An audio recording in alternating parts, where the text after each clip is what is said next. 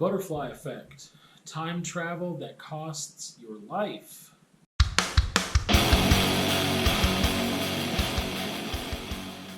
Going to talk about the butterfly effect today.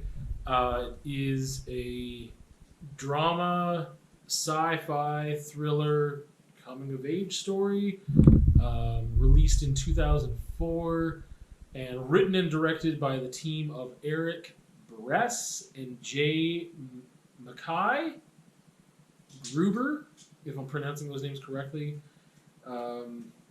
Let's get into it right here. No spoilers, even though there's some things I really want to talk about, but I'll do my best, and I will try to fulfill myself with discussion without spoiling anything. I hate spoilers, so I try not to ever give them. It's sharp, hard-hitting, uncomfortable, existential, fun, nuanced, traumatic, and provocative. Basically, we have to talk about the title first, the butterfly effect. This is also known as chaos theory, basically. You could say they're one and the same thing. And chaos theory basically is the one example that gets used a lot, which is why it also is called the butterfly effect, is that if a butterfly flaps its wings in Texas, you'll have a tsunami in Japan, for example. Basically, the theory that one very small action can cause a major and extreme action elsewhere. So that kind of just explains the name. Very quick and dirty. I'm sure people will have different ways to express that are not the same and be more detailed and honest about, not honest, be more full of an answer than that. But that's the one I'll give you. It's basically a story about non-stereotypical time travel. I wish there was a name for every mode of time travel, but this doesn't involve a machine by any means, but is more like staying in place time travel, which plays with this concept, which is amazing, which I love, is perception is reality. And that it really plays with it here because we're talking about time travel.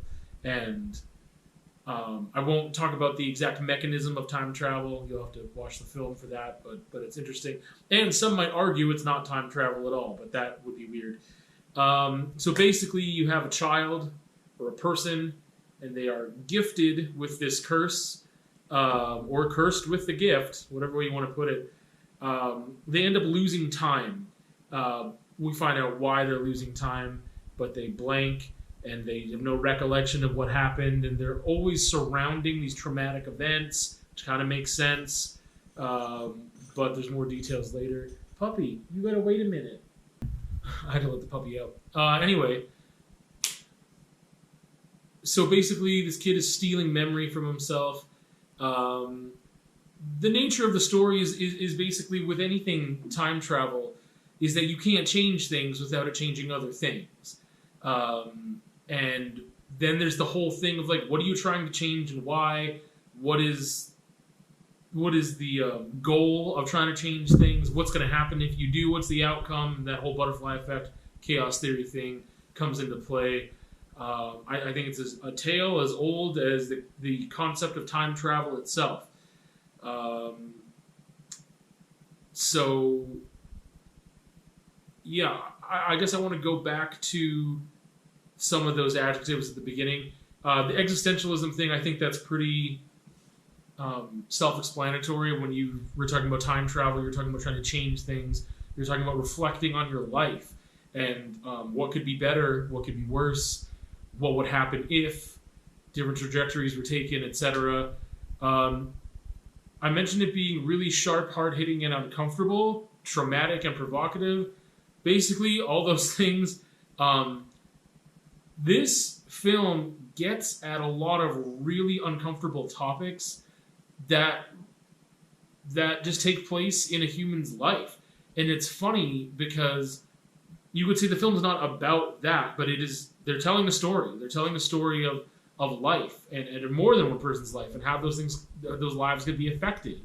And that's what happens with time travel. And again, it's really interesting because I never thought of it as a time travel movie the first few times I watched it. I don't think I thought of it that way until after I watched it this last time, which is maybe the third or fourth time I've seen it. And they get at some really sensitive topics. It doesn't feel weird the way they do it, and it doesn't feel preachy, and it doesn't feel like that's the whole reason for this film, that that's what we're actually talking about. But it does, it's very natural, but also they're uncomfortable things. So for an example, which isn't something that's happening in there, but if we were talking about domestic violence, I think that when you have a big extreme topic like that within a story, it's usually such a major part of the story. And these things aren't like quick glances either, but they're not what the story is about. And I really like the way that they work these details in and make the viewer be faced with these uncomfortable topics because it is important. I feel like not shying away from the reality of someone's life and only showing certain parts of it. So, yeah. I also mentioned that it was very nuanced, which is what I really love about good storytelling and full and rich characters, is that, but the story itself is nuanced in the fact that, like, they're telling a story and we don't necessarily have moments that are meant to be funny, but I lulled, which I rarely ever do, laugh out loud. Actually, I find things funny without actually laughing out loud very frequently. But there were times that, yeah, I was just like, I don't think that's supposed to be funny, but the delivery was hilarious. And not because it was bad, it was just that it was a thing that happened, and I was like, oh my goodness, like that's, I don't even want to, it's, yeah. There are moments of humor, but I don't think they're there just for comic relief or for levity. I think, again, it is taking the full picture, or a type of fullness of lives, and that is a part of them. It's not just the trauma, right? Like, most people experience times where they smile, or you know, they make the wrong choice, or they do a good thing, or whatever. So, I think if you're into thrillers, if you're into action-y without it being like guns and explosions and high-speed chases, that kind of drama, fast-paced drama, high-stakes drama, not just little family, I shouldn't say little, but like family drama, it's not really that. It's really cool. There's a lot of cool effects and mechanics in it as well. I'd say if you like all those things, if you like time travel as well, then I think you'd get into it. I think that the movie is great at creating discussion, creating opportunity for discussion, self-reflection, all those things that come along with existentialism. It does this in a way that is more of a blockbuster-style movie. It is missing a little bit of the poetic and lightness and subtlety and art that I would personally like for it to be a little more elevated, but that's just my style. I really like this film anyway, and I think that it is a great way to bring this topic and all these different things to the masses without it being too arty to turn some people off. I think this is made for it to be still uncomfortable and still engage and challenge people, but there's the entry level is there to get people to watch it and stay watching it for those conversations to happen. So I think it is really effective at that, rather than just saying, no, we're going to make it even more elevated or artsy or whatever, and we're going to lose a lot of people. In saying that, I would say it's really high on my shelf. It is not top shelf, but it's really close. And I think part of the reason is because they have sacrificed some things, and some things that are a little bit corny, just a tiny bit here and there. And I think it's because that awareness of, we want to make this palatable to a larger audience.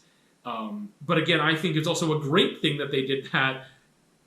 But there's just some tweaking that could be done to still make it that palatable and maybe lose some of the corniness. But it's not corny in a way that turns me off. It's fitting, it makes sense, but I would tweak things a little differently for it to be on my top shelf. That's really all I have to say. It's a great film. I think you should check it out if you haven't yet. If you're into that kind of stuff, it's hard to call it a psychological thriller, but it's adjacent, and those are my favorite kinds of films. Also, Ashton Kutcher plays a really good role here. Again, because maybe it's partly the casting too, because it's not just straight, serious, dramatic, whatever. But he does play that part well. He can be a very good dramatic actor. And I think this is one of those first times, if not the first time, he really proved that. Butterfly Effect, check it out.